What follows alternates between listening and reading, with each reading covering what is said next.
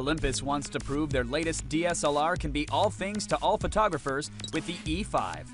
Sporting a compact body with splash and dust protection, this digital camera is ready to work in any condition.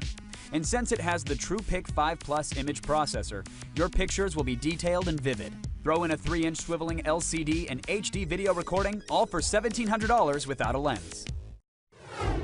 Bamf. Here it is. Now, as digital SLRs go, this one is kind of heavy. Very heavy. It weighs almost 2 pounds, and that's without the lens. It's half a foot long, so do you think this is too big? It depends on your usage. Like, clearly, this is a ruggedized camera, so it's supposed to be dust-proof, and you all right there? It's heavy. Yeah, no, get your reps in. Get it. Do some curls, some tricep extensions.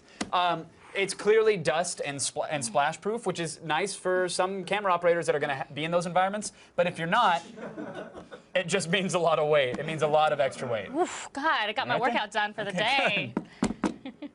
That's it? You just work out one arm. It's like, it's 5 seconds. All right, I'm done. Oh, pesky left side, I'll get to you on Thursday. That's exactly how it works with my workout. Now, there are a lot of buttons and switches on this thing, so does that make it hard to use? Yeah, it actually is kind of hard to use. They tried to make a shortcut button for every frequently used function, but I think they're kind of in weird places, and using the camera is more complicated than it should be. It's missing stuff, quite frankly, that we've come to expect from DSLRs. Like, there's no mode dial. And the directional pad doesn't always do what you want it to do. And as you can see in menus here, left and right, navigates the top, but up and down navigates the bottom, as opposed to one dedicated cursor that you move around. It's just a little weird. I mean, don't get us wrong. All the manual controls make this camera extremely powerful. I'm going to give them that. But it's going to take you a while before you know how to use it efficiently. Yes. Now, Olympus says... A little weird, if I may. It is a little weird, as I said. Now, Olympus says this has the world's fastest autofocus. And it's pretty fast. When you hear the beep, it's focused. It's pretty simple. But now it's a little slower in live view mode, which is where you're watching on the actual LCD. But overall, we were pretty impressed with how quickly it focused. And then we tried to get the hell away from our subject. Every DSLR needs to have a movie mode these days, and the E5 will record high-def footage at 30 frames a second. And the footage looks really good. We'll give it that. The colors are bright and the details are sharp, though we did see a tiny bit of digital noise when moving the camera around a lot. Now, strangely, it only records at 720p, and we've seen better video on cheaper cameras, like the Canon 60D. That can do 1080p at 30 frames, or you can shoot in 720p at 60 frames on that camera. Now, we're also fans of Olympus's art filters, which you can use for pictures and movies. Yeah, people love these things. I mean, look, they're on $200 point-and-shoot cameras or 99-cent apps on your phone, but they're fun to have. And on this one, you get filters like pinhole, miniature, cross-process, and that can add a lot to your photos. I would say cross-process. Yeah, you're a huge fan of cross-process, aren't you? Big time. Have you used it since college? Yeah, every day. Of course.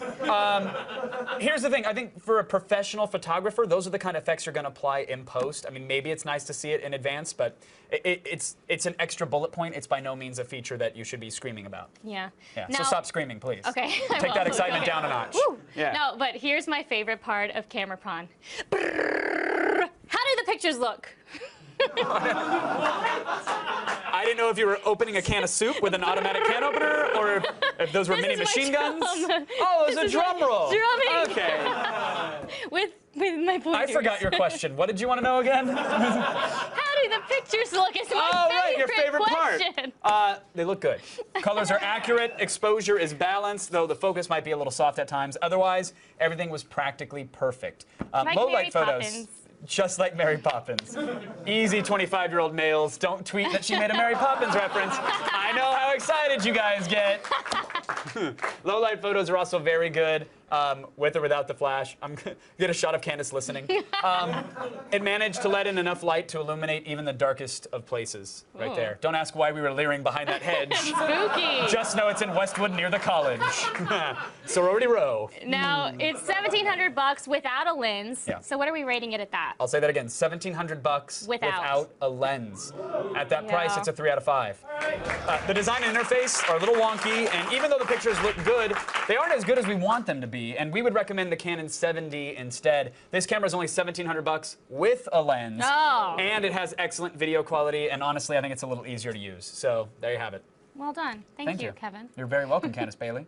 All right, that's it for today's Gadget Prawn. But if you have a gadget you'd like to see us rate, email us at gadgetprawn@g4tv.com.